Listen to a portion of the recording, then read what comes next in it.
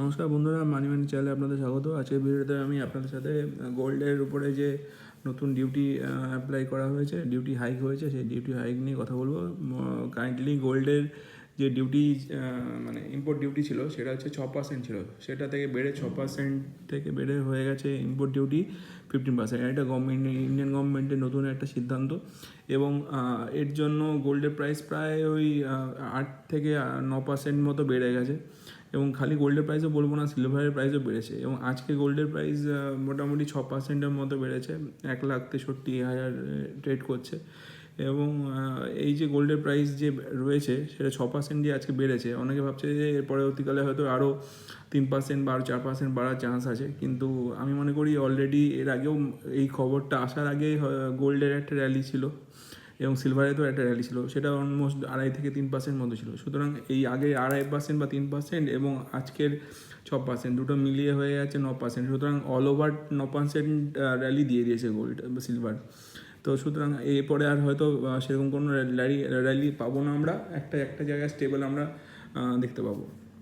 এবার বলি গোল্ডের যে এই কাস্টম ডিউটিটা বেড়ে গেল, ইম্পোর্ট ডিউটিটা বেড়ে গেল, সিলভারের ক্ষেত্রেও বাড়ানো হয়েছে। সেটা কেন? সরকার থেকে অলরেডি বলা হচ্ছে যে সরকারের যে বৈদেশিক মুদ্রা অর্থাৎ ডলারের যাতে খরচা কম হয়, সেই জন্য এই গোল্ডের হাইক ইম্পোর্ট ডিউটিতে হাইক করা হয়েছে। ইম্পোর্ট ডিউটিতে হাইকে সরকার পক্ষ থেকে হয়তো মনে করছে যে সরকার মনে করছে এতে পাবলিক হয়তো কম নেবে, কম গোল্ডে ইনভেস্ট করবে এবং কম গোল্ডে ইনভেস্ট করলে ডলারের ইনভেস্টমেন্টটাও সরকারের সেটা মানে কম হবে এবং ডলারটা বেঁচে যাবে এবং সেই ডলারটা কাজে লাগবে ক্রুড অয়েলের আমদানির ক্ষেত্রে। কারণ ক্রুড অয়েল প্রাইস জানেন আপনারা এই যুদ্ধের জন্য অলরেডি ইরান ইসরায়েলের যুদ্ধের জন্য অনেকটা বেড়ে গেছে।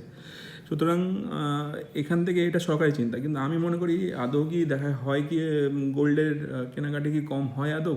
আমার তো মনে হয় না, কারণ কি গোল্ডের প্রাইস বরাবরের জন্য আমরা উপরের দিকেই দেখি। সেটা বিভিন্ন কারণে হোক, বাঙালি থেকে শুরু করে নন বেঙ্গলিরা প্রচুর গোল্ডে ইনভেস্ট করে। সুতরাং গোল্ড একটা মানে প্রপার ইনভেস্টমেন্ট সেক্টর হিসেবে মানুষ চিন্তা ভাবনা করে। যাই হোক, এই ভিডিওটাতে আমি ইনফর্ম করার জন্যই আমি এই ভিডিওটা বানিয়েছিলাম। এই ইনফরমেশনের জন্য কেমন হলো সেটা আমাকে কমেন্ট করে জানাবেন। যদি ভালো লাগে আমার চ্যানেলের ভিডিওগুলো, আমার চ্যানেলটা সাবস্ক্রাইব শেয়ার লাইক করে আমার পাশে থাকবেন এবং আমার চ্যানেলটা গ্রো করতে হেল্প করবেন।